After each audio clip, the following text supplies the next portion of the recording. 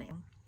But my new username for YouTube is iloveherzo, and it's just a spin-off of I Love Her So. Oh, I love her so, like, so much. But you know, obviously my name is Zoe, so I thought that was cute to just have like a little bit of a wordplay going on, because I'm a creative. I love wordplays. It's just the best. Anyway, like, you do not want to go backwards. You don't want to rewind. You don't want to try to like, oh, I miss you. No, don't text. Don't text. As soon as you walk in, bam, hits you, smacks you in the face. Like, it's like, dang, I don't even want to see that right now. Especially when it's like a bad breakup where a lot of girls feel like, oh, I hate him.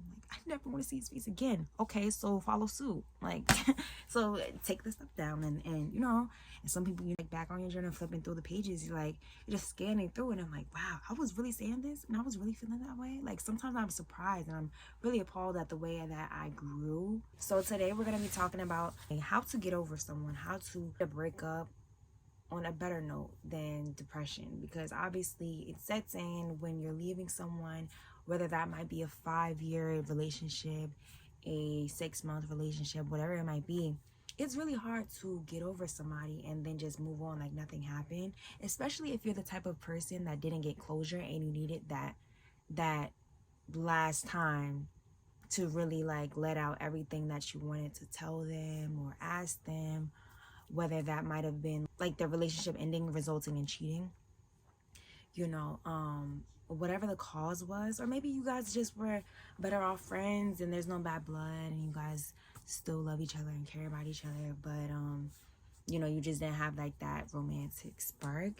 You know, there's different levels and there's different the reasons why people, you know, end things. I had this epiphany of why I should do this topic because I was reading a book called The Subtle Art of Not Giving a and I don't curse, so that's one thing about me. It's a fun fact, I don't curse. So yeah, you'll see me a lot of times, like I have a lot of substitutions for somebody else that is trying not to curse, or they're trying to limit their curse words, because I feel like there's this quote by Malcolm X. I have to find it, it's in my notes, but I'll probably put it right here. And I think he wrote it while he was in jail, that curses doesn't have enough vocabulary, or doesn't, I forgot what it said, but it was very, very insightful. And I'm like, yeah, you know, I feel like if my parents don't curse, grew up never cursing. Like my dad growing up, he had to say biscuit instead of butt. Like he couldn't say stuff like that because I don't know, like that's just the way they grew up. And you know, I've raised in a family where we're all Christian and things like that, and you know, we just try not to do that. This is definitely something that, you know, I'm not gonna not hang around people that curse or whatever, because you know, like I have friends that do it, but I try not to. Like if you have every single word coming out your mouth that's a curse word, to me that's like very just unattractive in a friend. So I gotta, like, I'm sorry. And it's not to say that like everybody grows up the same, I understand that, but for me, I mean, like, you really have to increase your vocabulary. Mind you, I do too. That's why I'm reading books, so I can, like, you know, be a lot more articulate, I guess you could say. See, I struggle with words like this, like how to express myself. It's really hard for me because I'm trying to think of the word, I'm trying to think of the vocabulary words, and obviously, like, I always stammer and stutter and all that stuff, so you'll see it throughout my YouTube videos. But life goes on. We're still going to talk. We're still going to try to, like, you know, fix things or practice, make it better. And the only way you make it better is to do it. And sometimes you make mistakes, whatever. But I'm getting off track. So anyway, so yeah, it was page 29 that I saw.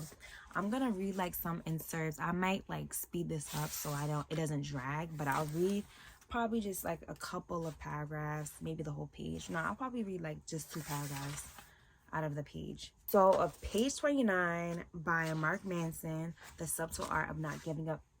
But pain is not merely physical. As anyone who has had to sit through the first Star Wars prequel can tell you, we humans are capable of experiencing acute psychological pain as well. In fact, research has found that our brains don't register much difference between physical pain and psychological pain. Think about it. So when I tell you that my first girlfriend cheating on me and leaving me felt like having an ice pick slowly inserted into the center of my heart, that's because, well, it hurt so much I might as well have had an ice pick slowly inserted into the center of my heart. Like physical pain, our psychological pain is an indication of something out of equilibrium, some limitation that has been exceeded. I'm going to read that again. Like physical pain, our psychological pain is an indication of something out of equilibrium, some limitation that has been exceeded. And like our physical pain, our psychological pain is not necessarily always bad or even undesirable. In some cases, experiencing emotional or psychological pain can be unhealthy. Okay, let me say this one last time. In some cases, experiencing emotional or psychological pain can be healthy or necessary. Just like stubbing our toe teaches us to walk into fewer tables, the emotional pain of rejection or failure teaches us how to avoid making the same mistakes in the future. This is what's so dangerous about a society that coddles itself more and more from the inevitable discomforts of life. We lose the benefits of experiencing healthy doses of pain, a loss that disconnects us from the reality of the world around us. So, just from that, little excerpt, just from that, I took like, for me, I'll speak about from my experience when I went through my first heartbreak. It was when my grandfather passed away, and it was my dad's mom. And my grandparents were together for like 40 years, married. And so he passed away from cardiac arrest, and he was a diabetic. The doctor would say, you need to be walking, you need to be exercising. He was still eating bacon every day, every morning, coffee, just like unhealthy snacks, things like that. He had a beer belly. But yeah, he was literally like my best friend. Like every day after school, he would pick us up. He would like have little sandwiches packed for us in the car on the way back to his house. I loved him. And he's my second father, obviously a grandfather. That's what they're supposed to be anyway. But yeah, that really hurt me. Like it was hard. I just remember crying every day, and especially that night when I found out when my parents came back from the hospital. And that was my first time ever seeing my dad cry. And this was in 2016, by the way. I was 15 at the time. So whatever year it is, always subtract 1 year, and then you know my age. So it's 2024. I'm 23. So yeah, it was hard. It was really hard because he was somebody that was very close knit to me. Obviously kind of like in my circle. I was seeing him every single day, and he was like a 15-10 minute drive from me.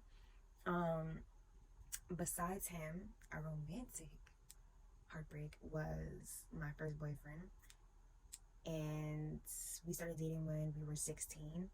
And it was hard because we had so much history. And that's one thing I will say, like when you have somebody meet your family, it's more difficult for you to leave the equation, exit the equation, you know what I'm saying? Because it's like, well, if they have a bond with your boyfriend or girlfriend or whatever, it is hard for you to just leave and dip just because they did you wrong, you know what I'm saying? Because it's like, oh, just try it again, we love so and so, so like just do it. And you're just like, okay, and you just don't want to move on because now you have to reintroduce somebody to your parents, your siblings, your extended family. And it could be settling because you're just scared to move on and try something again and have to like restart. Like, what's your favorite color, like what age are you, blah, blah, blah. And it could be daunting, and I get it, like, because I've definitely been there where I'm like, yeah, I don't want to start over. Like, this is not for me. And I think that no one else is gonna make me feel this way, and no one else is gonna have me like them so much to the point where I'm saying I love you, and da, da, da. Don't let that person manipulate you as well. I will say that to any girl or guy that is listening. Like, if they ever tell you that they'll commit suicide for you or over you like leaving them, or if they say that there's no one else that's gonna love me like I do, honestly, it's just a manipulation tactic. Seriously, like if somebody was loving you the way that they supposedly are, you would feel that way. You wouldn't have to feel like it wouldn't feel like a heavy weight on you, most of the time when you guys are dating and together. But when you feel that way, you're just sticking it out because you're comfortable and you're used to like maybe like the history of you guys being together and everybody knows you guys are together, so it's like might as well stay together. Because I've definitely been there. And for me, it was such like a deep pain. Like it was like a sorrow for me to move on and just like not be with him anymore. And it was something that I would cry. I would talk to one of my best friends, my old best friends, and she would help me through it so much. And luckily, like, she knew him as well because we all went to high school together. So she was like definitely an outlet for me. And I saw myself changing for him. Like I found myself like I was listening to drill music. I was indulging in a lot of more like a lot of sins, and I was just a different Zoe. And I was trying to be like this like hard, like yeah, like DTN. Like and that wasn't me. And looking back, I'm like, wow. And mind you, we had broke up in 2020 in the summer, and it was the best thing ever, honestly, because I definitely, and it was 2021 when I met Tamir, and we met at work, and I wasn't fully over my ex, and I was starting to talk to him and things like that. And he was also another person that kind of like helped speed the process up a little bit, like of getting over somebody. And how sometimes that can be a little messy because it can be like a like you're using someone as a rebound type of thing. And you know, but we started off as friends. Like that's the way that it's supposed to be, because you're not really supposed to just be like entering into a whole new relationship, because that's kind of crazy. That's just real toxic in itself, you know, because then it's not even being fair to the other person, because the new person, because obviously there's like total baggage that you haven't even sat with yourself. So how fair is that for them? You know, so I encourage somebody. Okay, so now that I gave you a little backstory, let me tell you guys how to get over somebody. So here are some steps, some tips that I would say. Okay, so I would say, if you guys, especially if you guys ended on a bad note, if this person cheated on you, lied to you, you know, verbal, physical abuse, whatever it might be, definitely try to lessen the contact. Actually, no, that's lessen the contact if it is a good breakup, right? Lessen the contact if it's a good breakup. If it is a bad breakup, like the bullet points that I mentioned, then I think you need to block their number. Block their number. Take down any pictures you guys have posted up on your wall, on your Instagram, your highlights, anything like that. Delete it or take it down. And even if you don't feel like you need to delete it right now, because sometimes it's too fresh to delete everything, so just take it out.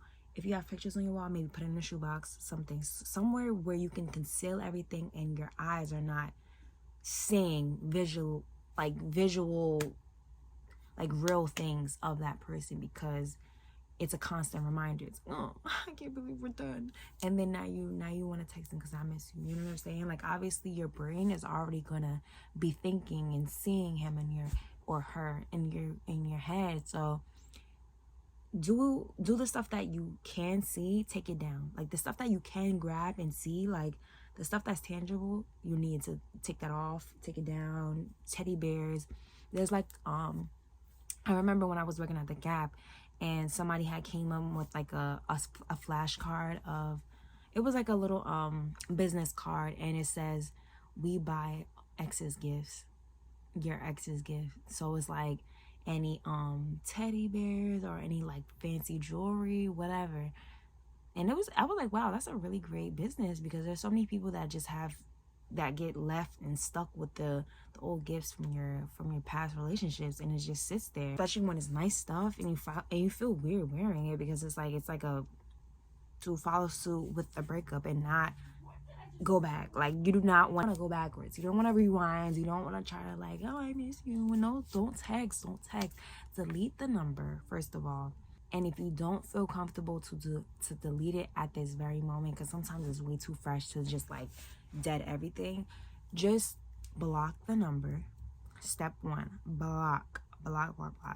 Anything tangible, you need to take off your wall. If you have pictures posted up on your wall, on your Instagram, take it down.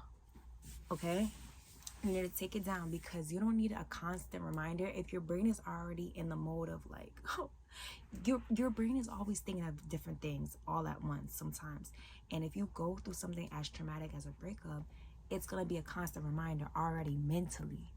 So if you have something visually as a constant reminder, just do yourself a favor, and like that category, because you know there's different categories. There's like visual, physical, mental, emotional, spiritual, da. So when it comes to visual, at least take care of that for yourself, you know. So take the stuff down. Because I have like pictures. My room is messy, so I don't even want to flip the camera, but I'll show you guys in a second. I'm gonna position it in an angle that you guys can just see the pictures in my room, because my closet is a little messy. But anyway, I have pictures of me and Tamir like all down my wall.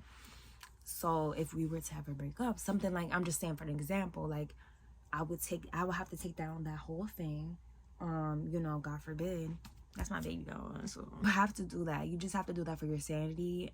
Just so it's just not like something that's, as soon as you walk in, bam, hits you, smacks you in the face. Like, it's like, dang, I don't even want to see that right now. Especially when it's like a bad breakup where you're like, oh, like a lot of people, I don't use the word hate. That's not a term that I have in my vocabulary, but You know, a lot of girls feel like, oh, I hate him. Like, I never want to see his face again. Okay, so follow suit. Like, so take the stuff down and, you know, and some people, you know, go as far as doing a bonfire and burning all the stuff and the love letters, whatever. Oh, yeah, by the way, anything like that, other tangible items besides pictures, like love letters, cards, maybe a necklace. Like I was saying before, I don't know if I mentioned it. I used to work at the Gap, and there was like this there was like a business card for, it was like a small business, and it says, we buy your old ex, or no, we buy your ex's old gifts. So like, you know, you might have jewelry laying around from them or whatever, nice clothing. Like, you honestly could just sell it to them, which is amazing, and you get some money out of it, because it's like, obviously they're not, you can't return it because you don't have the receipt. So that's pretty cool. So if you have stuff like that, maybe go on Mercari, sell the stuff, make a profit off of it. Or maybe search on Google and see if there's one near you, maybe a store, a little pop-up pawn shop, whatever. Whatever you can do to get rid of the stuff that person had bought you. Another tip for you is to journal. And get close to God. Maybe read in His words. See what He says about sorrow and heartbreak, and, you know, maybe failure because you thought you guys were gonna last, whatever. Because who's to say, like, you know, you might have had a really long relationship, like a milestone type of thing, like where it was like, oh yeah, we were dating for like 10 years. And so that's really hard. I mean, that's a decade. What else? Yeah, so really journal from day to day, because honestly, over time, you see your progress when you check back on your journal, flipping through the pages. You're just scanning through, and I'm like, wow, I was really saying this, and I was really feeling that way. Like, sometimes I'm surprised, and I'm really appalled at the way that I grew. And just like a transformation. It's amazing to see. What else? So yes, so we got throw out his stuff or her stuff. We have block. Okay, have to block the number. Okay, because you do not want to fall into the trap of texting and calling and saying I miss you. Let's get back together. Let's just make things work. No, honey, we cannot. Oh, what was another one? Another one was journal. Get close to God. That should be number one. I'm sorry. This is not really in order. These are just like, I'm just spitting stuff out. Another one is to try to read more. Exhibit A. Yeah, try to read more. Try to get in some books. Maybe some self-help books will definitely help during this season of your life if you are in a breakup, because you need a distraction. And this is my good segue into finding a new hobby. I know it's so cliche, but you definitely, because this is something new for you, or you're now single, you need to do single things, like doing solo things. You need to take yourself on solo dates. You need to start familiarizing yourself with being independent now, and no longer making sure so and so ate, or hey babe, you good? Like, did you get home safe? Did you?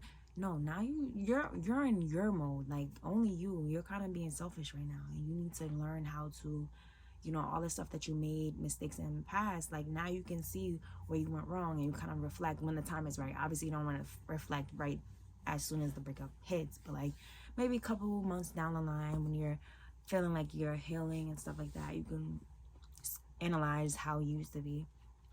But anyway, besides that, I think it's so important to really try, because that's something that I'm currently working on. Even though I'm in a relationship, I'm trying to, like, basically be comfortable being with myself, because it's hard, because I'm such a people person. I'm so codependent sometimes. So for me, it's not like as easy as other people to just be like, yeah, I'm going here by myself. I'm like, girl, what? How? So yeah, I think finding a new hobby, whether that might be like freaking gardening, becoming a plant mom, plant dad, adopting a dog, fostering a dog, dog sitting, dog walker. Like, there's so many things that you can do, and so many variations of each topic. You can start a sewing. You can begin going to a sewing class. You can take like a little paint and sip class. Those are usually fun, and you meet people along the way and make new friends, and it's like, what, $30 a class. What else? Karaoke, like, you know, maybe. And if you need a community, because that's another thing, when you're going through a breakup, you need a community, you need friends. So if you're the type of girl or type of guy that cut off all your friends for that one relationship, then this is for you. You definitely need to maybe hit up a church, maybe search up a church that's near you in your area that has a good population of young adults, so that way you can find wholesome good people. I'm not saying like only in the church you're gonna find wholesome people, because you know obviously there are some corrupted souls in the church, but you know for the most part you can definitely count on that, you know. And in those hobbies you can make friends, you can make yourself friendly, talk and initiate conversations, and like, hey, what's your what's your Instagram, what's your TikTok, and add people on there. Be proactive, text them, initiate hangouts, do things like that to keep the spark going and the friendship connection alive. And really just try to reconnect with maybe old friends that you lost touch with, and like say, you know, hey, I'm sorry if that was you, the one that kind of cut off everybody for that one person. Like, hey, you know what, I'm not looking for like, you know, us to bounce back right away, but I do want to apologize to you on behalf of my relationship that I used to be in, and I was all about her, all about him, and I didn't really care about my friends. And now looking back, now that I'm outside of it, like I realize how wrong that was, da da da, you know. So you can tell her how you want, but other than that, I feel like most of those are good. Most of those are good. And maybe do like a vision board of the year that you're currently in, and maybe 6 months from now, see how much, once 6 months is up, you'll see like, dang, I remember when I first started this vision board. And vision boards don't have to start at January. They really just don't. Like, let's say if you guys break up in like April, right? April, June, July. So in the summertime, almost fall. Yeah, so like, okay, so if you guys break up in April, do the vision board. And then let's say in September, you come back and you're like, wow, when I first made this, I was going through the most depressed season of my life. I was really, really, really heartbroken. And I thought I couldn't live without so and so. Now look at me. I'm here and I'm here and I'm here. And sometimes in life, we don't always have to have these huge accomplishments. Small wins really count. It doesn't always have to be something, you know, ginormous to say that I'm succeeding, or I'm excelling, or I'm growing, you know. Sometimes we don't even realize we're growing and maturing, but over time, in due time, going through like the most painful seasons of our life, we kind of are forced to. It's uncomfortable. It's like growing pains. I mean, really, like, we always think that our happy moments are the ones that really make us. It's the stuff that really break us. So with that being said, I will definitely log off. I think I can't really tell the time because my camera, I'm using my iPhone, so it doesn't show me when I'm recording, but I believe it's almost 10:30 and I have work in the morning. But yeah, I definitely wanted to come on here and just give some helpful tips, hopefully for whoever it is. I definitely want to send a prayer out to the people that are struggling with not going back to their ex, or, you know, just feeling like you're unlovable, or whoever might have told you while in a relationship that is me or nobody. Like, no, you're not pretty. You can't find anybody else. Do not listen to those manipulation tactics. Once again, I cannot stress that enough, because, girl, nah. But yeah, guys, good night. Oh, I said I was gonna pray for you, right? Okay.